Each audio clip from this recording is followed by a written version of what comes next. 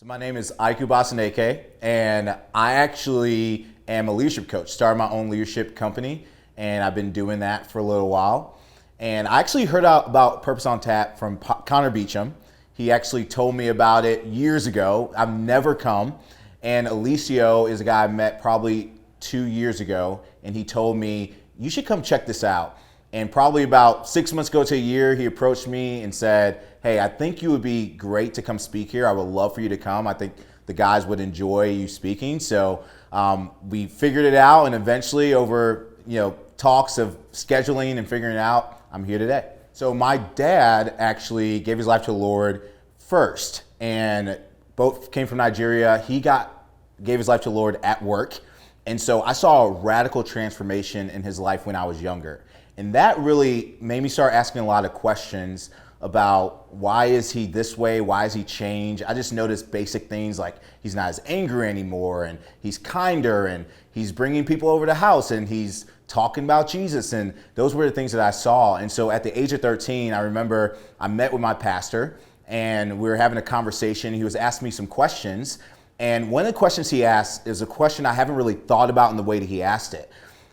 He said, do you know that Jesus is the only way to get to heaven? I think at that time, I always thought that there was ways to get to heaven. Maybe I could earn this in some sort of way, or if I was really good. And that was the first time at 13 years old that I realized that Jesus was the only way for me to be with God. And that is when I gave my life to the Lord. What I do now, it's really cool. I started in ministry. I went to Bible college, went to seminary. I was in ministry for a little bit.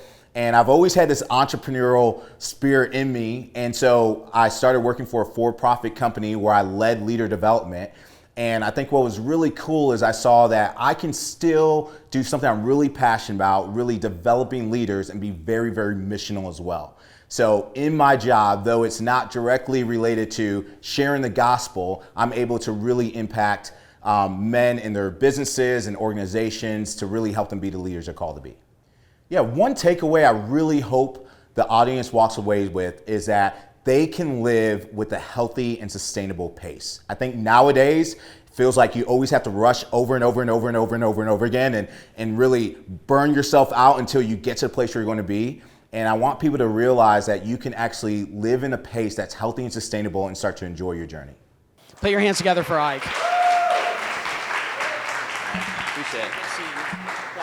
Good to be here. Love the energy. Love the energy. You'll definitely see it from me, but I am excited to be here. I've actually heard about Purpose on Tap for a while. First, Connor Beecham would tell me about it, and he would ask me, he's like, you need to come, you need to come. I've never been able to come. And then probably about a year ago, Alicio reached out to me and said, I think, who's in the back now? I know he came from Mexico.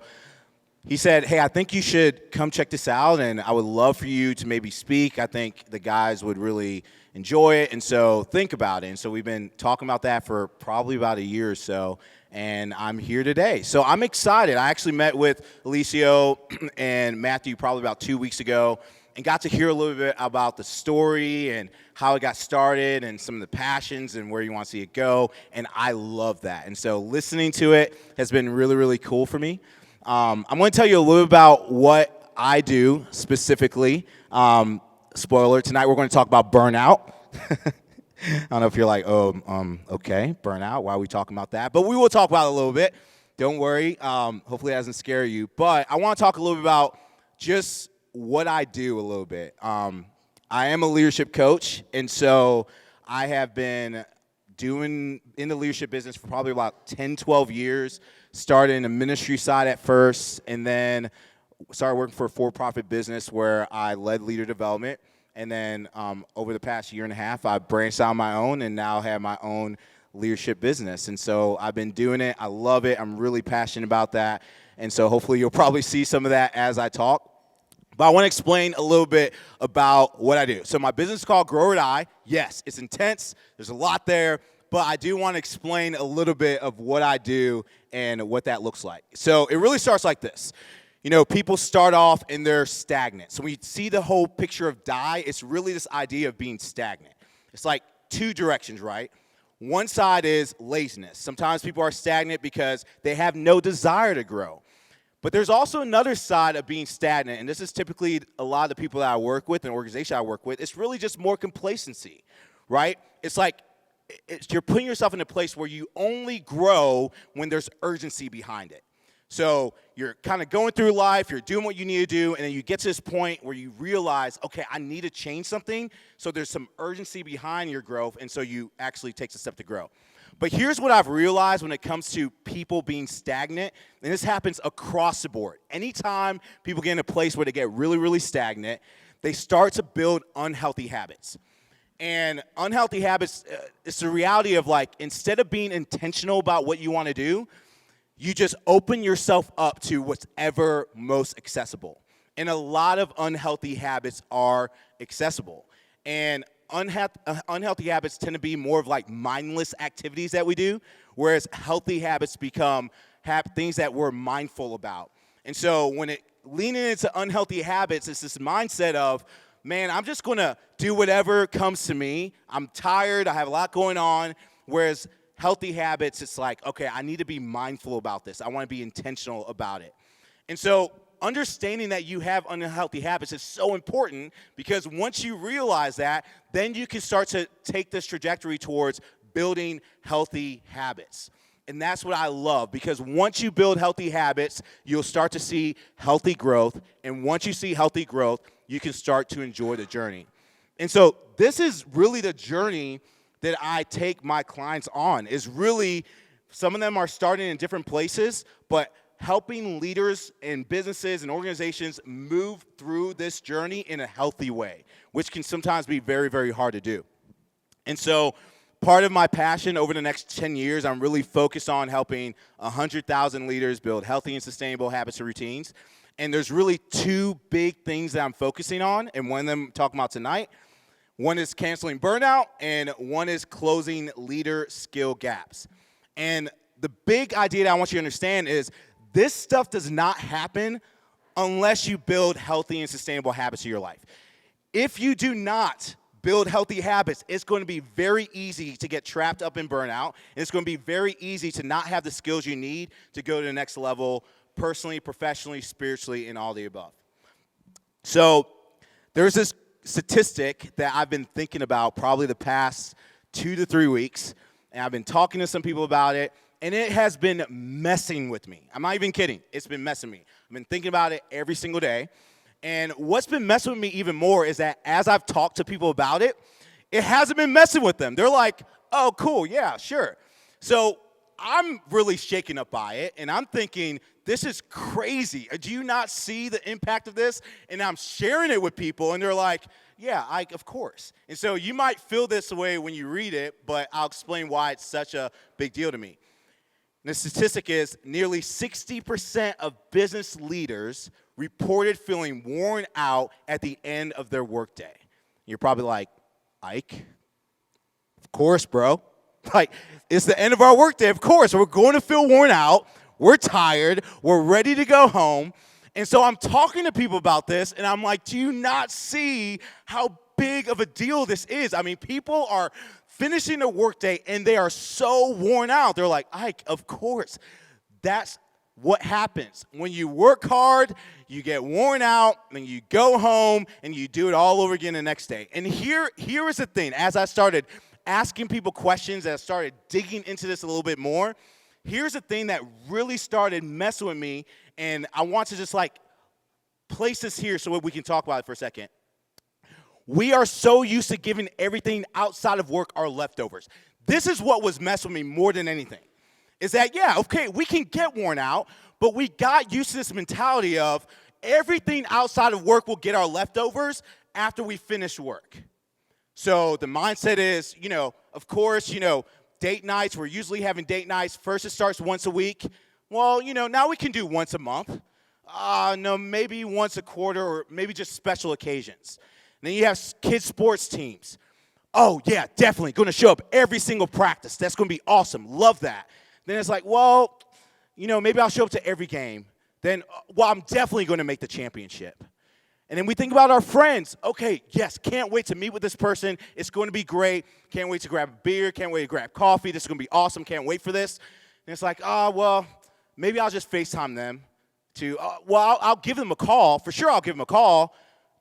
I'll just catch up with them on Instagram. And we think about our spiritual lives. Like, oh, man, I love spending time with the Lord. I want to do it every single day. Well, maybe I'll just try it once a week. I got this cool devotional. I'll do it once a week. Maybe Sundays for church. Well, maybe I'll just watch online. We slowly, because of the work that we're doing on a day-to-day basis, we're giving everything else in our lives leftovers, and we're okay with that. And that's why that stat really messed with me, because I see a cycle of people just going hard day after day after day after day and treating work like it's the primary thing in their lives when there's so many other aspects of their lives that they can be giving their times to. Their family, their friends, their faith, so many other aspects. And so what happens? Our passions, the things we're so passionate about, become our burdens. The things that we're so excited to steward in our lives become chores. So my goal here isn't to tell you, all right, hey, this is you. I want to help you maybe bring some awareness to where you might be right now and start to think through what are some steps that I can take personally to maybe get out of this. So does everybody have your phone? Bring out your phones real quick. Yeah, everybody has a phone. Love it. Turn to your camera, and we're going to do a quick assessment. Call this a burnout assessment. Create it just to help with this. It'll take you 3 minutes max, 30 questions, and I want you to answer honestly with the questions. Fill out the information. You're going to get an email in it, and we'll go from there. So take a couple minutes, fill this out, and this is what we'll discuss.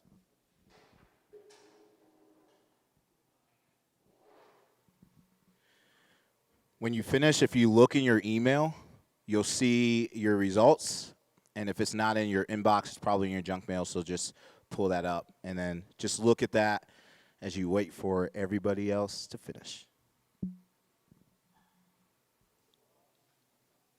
All right, so if you're still working on it, keep working on it, but we're going to start to discuss this.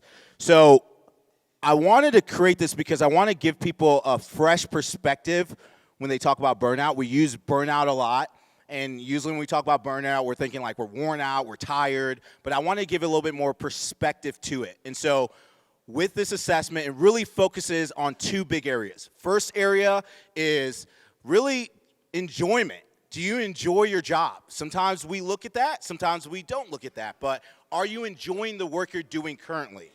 No, that changes constantly. So maybe you started enjoying your job 6 months ago, but right now you're not enjoying it as much. That could influence your score. And the other side is really on your pace. Is your pace sustainable or is it not sustainable? And so these are kind of the different areas. It's broken into the green zone, yellow zone, and red zone. So green zone, 1 through 30, you'll notice that that's where you are. If you're there, yellow zone, 30 through 70, red zone, 70 through 100. So we're going to spend a little bit of time on this. But I also want you to see the idea of this is not to tell you you're burning out. The idea with this is to say maybe there's some signs for you to know that you are heading in that direction if you're not already there. And there are things that you can do instead of just kind of going through the rat race and going. There's things that you can do in adjusting your life to move in the opposite direction. So that's what we're going to talk about. So we'll start with the red zone. I'm not going to ask anybody if they're there, but we're going to talk about it for a second. Red zone saying you are demotivated by your work and have an unsustainable work pace. Words that may describe this person: helpless, empty, stressed out, exhausted, depressed. I just want to pause for a second. If you scored in the red zone and you see that your score is up in this place from 70 to 100, I really, really, really want to encourage you to talk to somebody. Talk to somebody. That could be a friend here. That could be a counselor. That could be a therapist. That could be a coach. But I encourage you to talk to someone because this is not a healthy place to be in for anybody. And the reason why I really want to hone in on this point really quick, especially on this zone, is because I truly believe every single person in this room has something unique and special to offer the world. Oh, that's idealistic. No, it's real. Every single person in this room has something special offer the world. You cannot do that in the zone. You can't. Whatever that thing is that you are called to offer, you can't do it if you're in the red zone, on the verge, if not already burnt out. So I encourage you, talk to someone. Don't let it pass you by, because we want to make sure that you get in a healthy place and take the step to have a conversation to really see what are steps that I need to take immediately to start moving in the opposite direction. So we'll camp out in the yellow zone a little bit. Break this up into two different sections. First is you might be demotivated by your work, but you have a sustainable work pace. Words that may describe this person: calm, easygoing, agreeable, stable, patient. Now, here is a challenge if you find yourself in a zone. You might read that and say, yeah, that's me, but it's not too bad. I'm not really enjoying my job, but, I have a good pace, so I have time for other things. The challenge with this is, if you are in this area, it will start to bleed into other areas of your life. You're demotivated at work, you start becoming demotivated at home. So it's important to be aware of this. It doesn't mean you have to make these crazy changes, but it's important to be aware of this so that the demotivation you might be experiencing at work isn't bleeding into other areas of your life, like at home. And then the second section is you are energized by your work, but you have an unsustainable work pace. So words that may describe this person: anxious, restless, irritable, tense, timid. And I talk to a lot of people who are in this pace. Like, they love what they do. They might own their own business. They might be pushing things. They love their work. They love the people they work with. But the pace they're in isn't really sustainable. And a challenge with this zone is it's only a matter of time before all of that workload starts to pile up to the point where the thing that you enjoy doing, you start to not enjoy because you have so much on your plate. And this is the thing that reminds me that the very thing that we were loving is the very thing that we don't love anymore because our pace is so unstable. So the reality is, we're all going to be in this zone at times. You're not going to be in a green zone 24/7. We will move in this place. It might be a season of life. It might be maybe a new addition to your family. It could be a new job. We will all be in this place. The challenge is we don't want to stay in this place. And some people stay in this place longer than they need to, and they move themselves more in the red zone. I met with a client today who just got back from their honeymoon. And so they're in New York, they're loving it, and I intentionally gave them this assessment because I knew they would be in the green zone. They're excited, they feel good, right? And I told them, I was like, I want you to remember how you feel right now. You know this feeling? You're about to step back into the more busyness in your work, and this is going to quickly change. I want you to remember this feeling so that as you are moving to in the more in the yellow zone, that you remember this so that you can start moving back when you need to. And I want you to start thinking about the things that you're going to have to do in order to move in that direction. It's very easy when we're in the zone to be here because we can sustain it for a long period of time where we forget how impactful it is in our lives and how it can really hurt our lives personally and professionally. So that's the yellow zone. And then we have the green zone. You're energized by your work and have a sustainable work pace. Words that describe this person: inspired, engaged, ambitious, optimistic, focused. As guys, typically when we see this, we're like, all right, if I'm not here, how do I get here? What do I need to do? We go into fix-it mode. And I just want to tell you, it doesn't work like that. You can't just fix your way into this space. And what I really want you to do is just realize you're going to bounce between zones. But you can get to a place where you start recognizing when you're slipping too far, maybe in the yellow zone, and things that you can start to do to move back to the green zone. And if you are in the red zone, how do I move closer to the yellow zone and then move back to the green zone? So we all wrestle with this, and this is what I love about growth. Growth is a journey. It's never going to be linear. It's always going to be changing. We're always going to have to adjust. We're always going to have to change things around, but that's the beauty of it. And we can start to enjoy it when we're aware of where we are and taking practical steps to move in the right direction. So I'm going to overwhelm you for a second. This is just a list of different green zone habits and strategies. And so I'm just going to put it up here. You can take a picture of it if you want. But the idea is for you just to get a mindset of like, okay, what maybe are some things I can do? If I am in the yellow zone, if I am in the yellow zone, in the red zone, what are some things that I can do? Or I'm in the green zone and I want to stay here longer. What are some things that I can do to get better? So here's just a list, 50 different things that are really helpful if you're wanting to get closer to the green zone. Some of these things are really, really, really, really practical. Some of them are a little bit more complex, but it's great stuff to move in the direction of the green zone. Now, here's the thing. What I love about the majority of things on this list is that you have to slow down to engage in them. You have to slow down. Most of these things, you can't just, all right, let me do this now. You're going to have to slow down. You're going to have to think through it. You're going to have to process. You're going to have to slow down your thinking, slow down your pace in order to engage in some of these. That's what I love about this. Now, I've been using this for my business, so I've been giving it a lot of times. And so I go through the data just to see where's the areas where people are wrestling with the most. And do you want to know the question? It's the top question that has the highest percentages of 4s and 5s. It's a top question. Here's what it is. This is what people said, yes, I wrestle with this most of the time or all the time. Slowing down makes me feel anxious. Isn't that wild? Like, here are the things that you're going to have to slow down and engage with, but most of the people are saying that slowing down makes them feel anxious. The very habits we desperately need are the very habits that make us feel uncomfortable.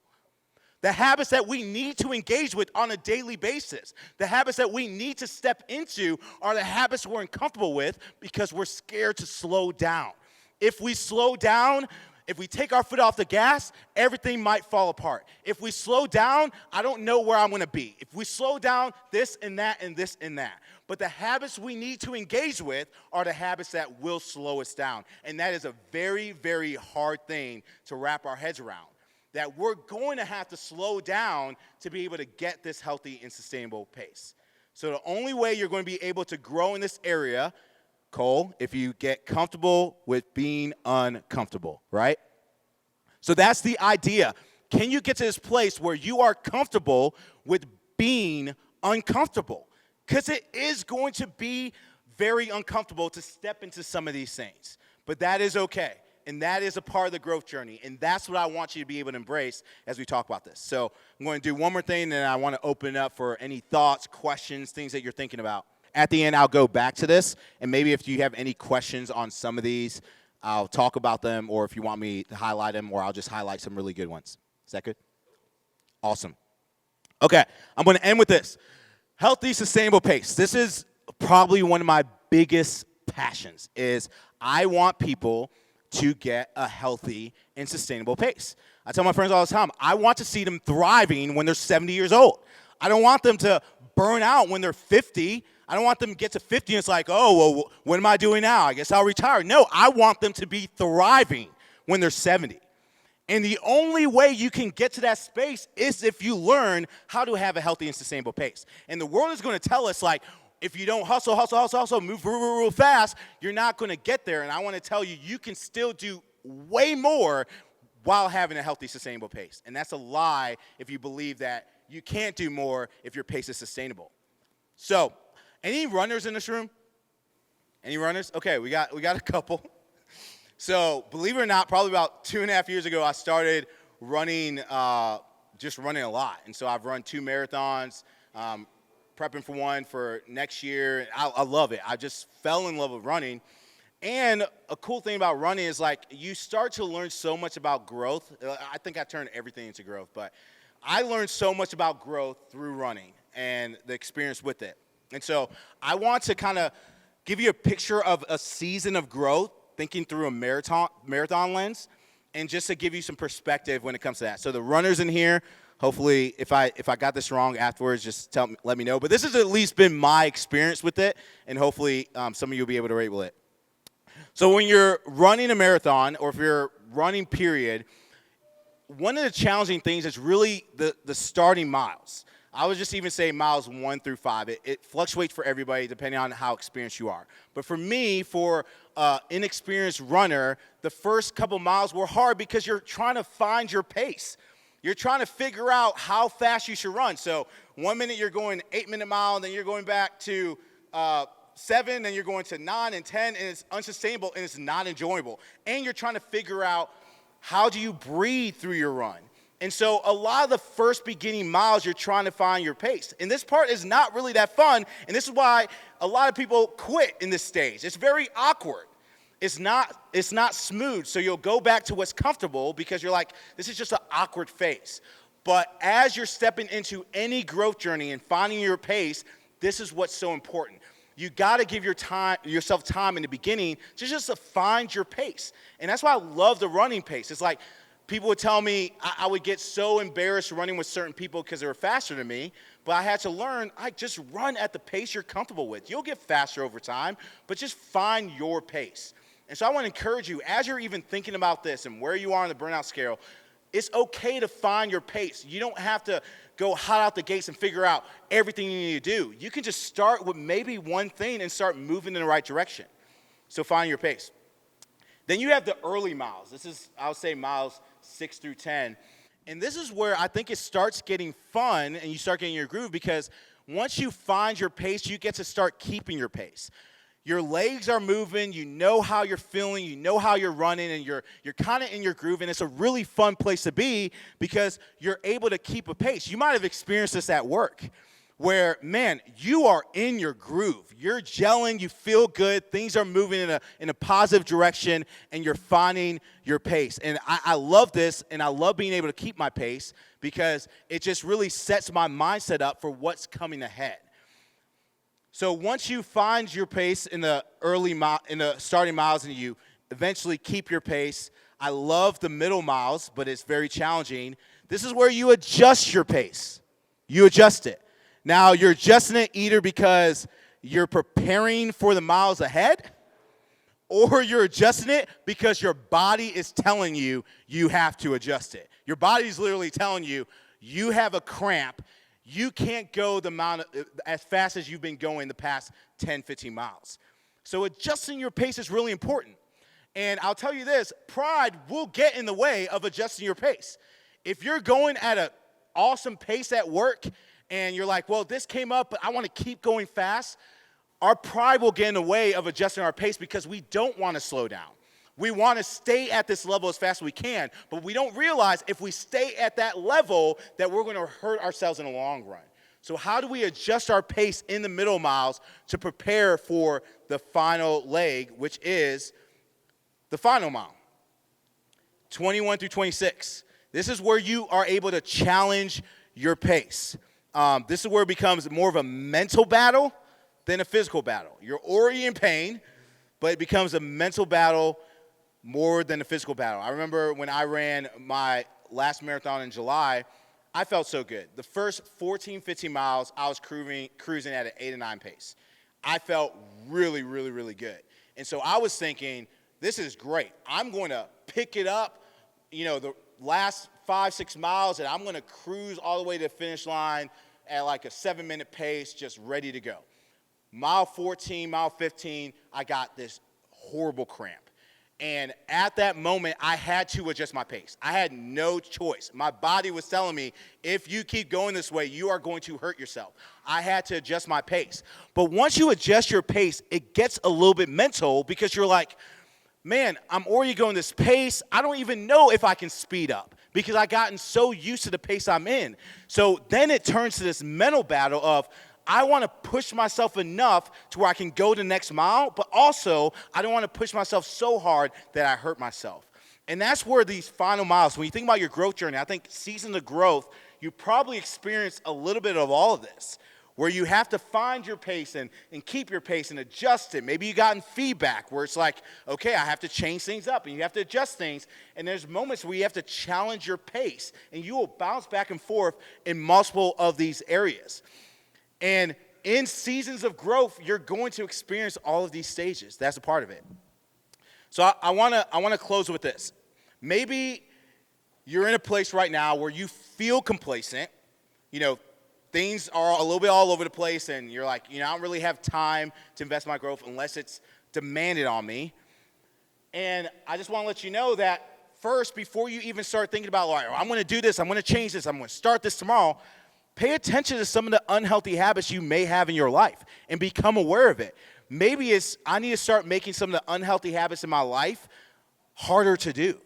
And I need to push those on the back burner so I can create space for the healthy habits, because when you start building healthy habits, you will start to see healthy growth. And I promise you, when you start seeing healthy growth, you will be able to start to see a clearer picture for this healthy and sustainable pace, and you'll start to enjoy the journey. So thank you all very much. Appreciate your time.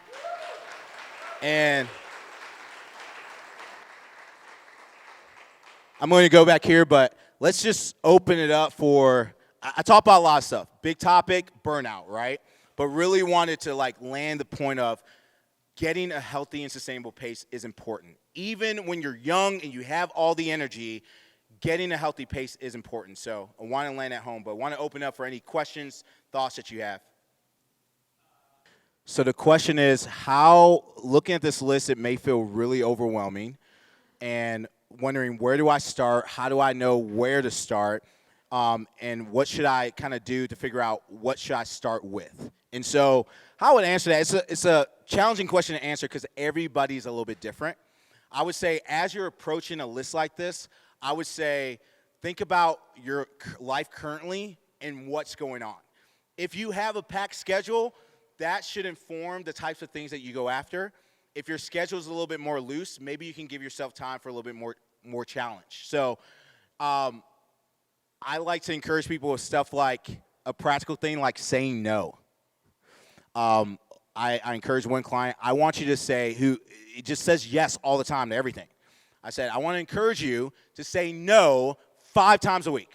And report to me every time you said no, because he was so used to saying yes. So that was a habit I wanted him to build. Say no, say no, say no. So that something like that is simple to do, but it won't take a lot of time. Even something, something like reflection. I love reflection because reflection is such a key gateway to being more aware. And I'll encourage people, maybe it's not a journal. Maybe it's just a line in your notes.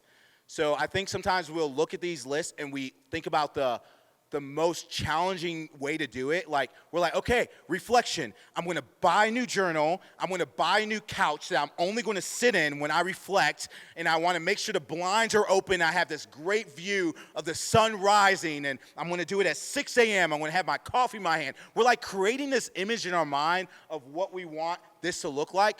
I'll encourage you, dumb it down to the best of your ability. If you want to do something like reflection, open up a notes page, put reflection, and put 1, and write down a reflection. Another really good one I would encourage people to do is something like gratitude. Gratitude is an incredible thing that you can do to really kind of shift your mindset. And when you start saying maybe just this one thing you're grateful for every day, maybe that's a habit to build, it's unreal how your mind starts to unlock all the things that you've been missing out of because you're so busy with so many other things. So I would just say dumb it down and start there. That's really good. So the question is, in seasons or maybe in crisis and transition, there are a lot of unhealthy habits that come into play. How do we maybe get ahead of that and maybe transition so we can prepare ourselves for healthy habits? I love that. One thing I want to say, every person on the planet has unhealthy habits. Everybody does. So we're fooling ourselves if we think that, we'll get to this place where our life is full of healthy habits. It doesn't exist. Everybody has unhealthy habits. But I think one thing we need to realize is sometimes we become a slave to our unhealthy habits, and we just give ourselves to it. So I think one way to get ahead of it is honestly through building some routines in our lives. When I say routines, it might be things that you're already doing. If you know you're already going to take a shower in the morning, or if you know that one of the first things you do when you get home is pick up your son or your daughter, connect a specific habit to that. It might be when you do that, share how grateful you are for something. Or when you do that, I'm going to take a moment to tell my wife how much I appreciate her. Like, some of the habits we need to engage in crisis need to be very, very small and doable.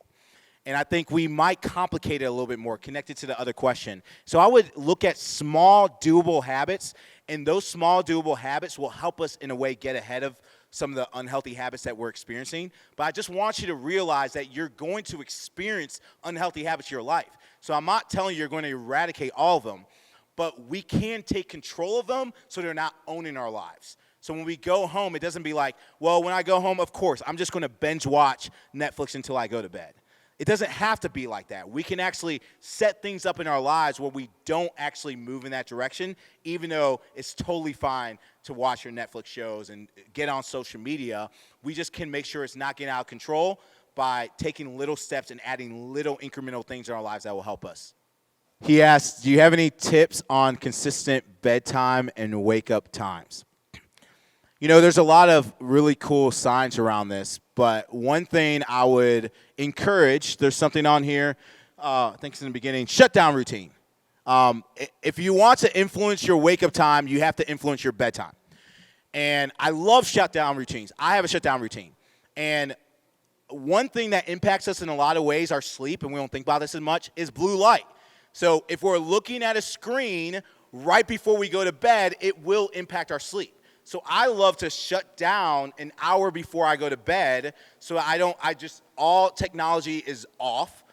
Don't have my phone in my room. It's just like completely gone. So if you can create a shutdown routine where there's an hour gap before you go to bed, even including eating, like don't eat in that hour time frame, an hour gap, that's going to help you with your sleep, and it's going to help you get more consistent with your bedtime.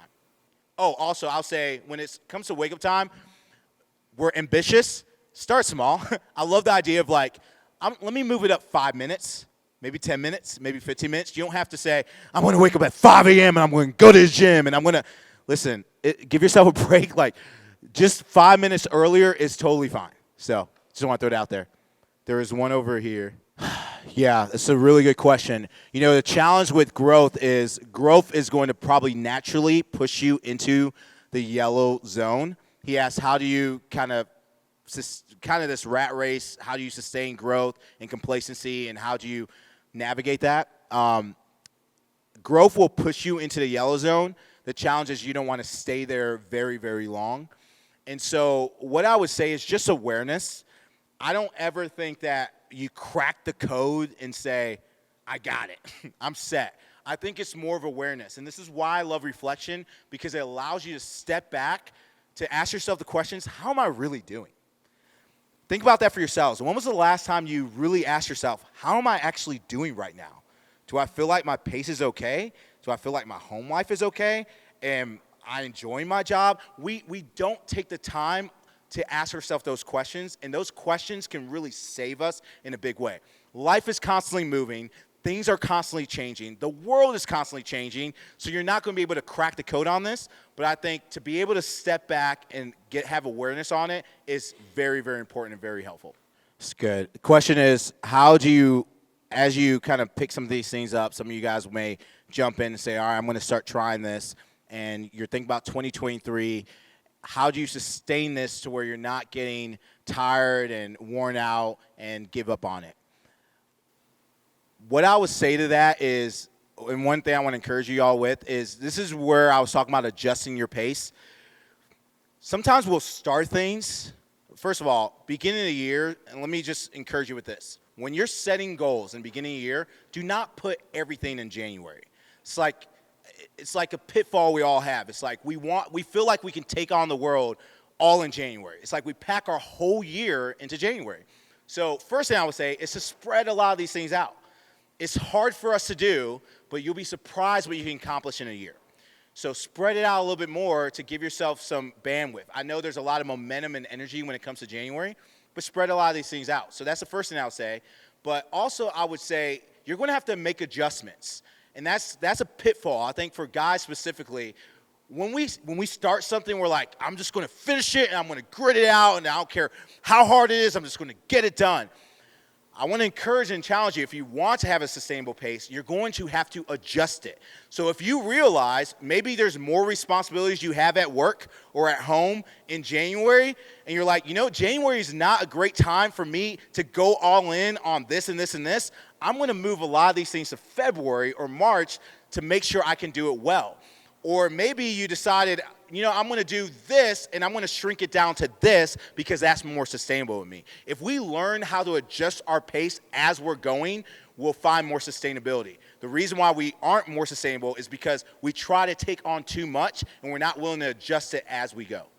Alicia asks, if I were to challenge you on something, what would I recommend or what would I challenge you on?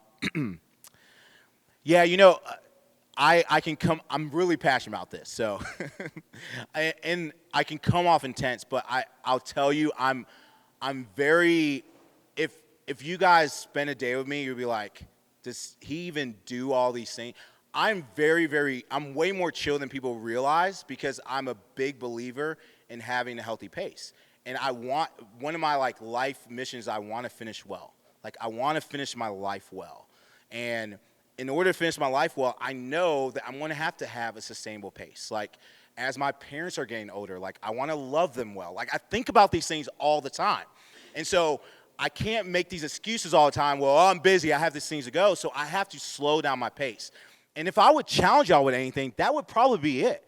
Because I know probably if you're in this room, you have a lot of things going on. You're moving and grooving. You have a lot of things you believe in. Your businesses, the workplaces, your families, you're ambitious, a lot of big goals and things you want to achieve over the next decade. My challenge to you would be okay with slowing down your pace a little bit. The world is not going to end if you slow down your pace. You're going to enjoy your life a lot more. Your family's going to enjoy you more. Your friends are going to enjoy you more. And you're going to start to see the passions that are inside of you awaken more because you're giving yourself time, you're giving time to the things that you've always wanted to give yourself time to. And the problem with, having an unsustainable pace is our passions start to go out the window. All the things that we're so excited to do and invest our time and energy into, they go out the window because we have too much going on. But if you start to slowly slow down your pace, remember, this is a marathon. I'm not going to tell you that if you do this year, man, or next year, it's going to be crazy. Everything you want in your life is going to change. I don't think that way. I will probably say you start slowing down your pace now, watch the health in your 50s and 60s start to really blow your mind. That's how I think. I'm not thinking about just now. I'm like, what's going to happen if we start slowing down our pace now? What type of leaders are we going to be in our businesses when we're 50, 60, 70, 80 years old? That's where I want our mindset. Yeah, it's harder to think that way, but that's how we have to think if we want to get there in the future. So my challenge to you is to be okay with slowing down your pace a little bit. It's going to impact you, and it's going to change your world. So thank you all. It's fun.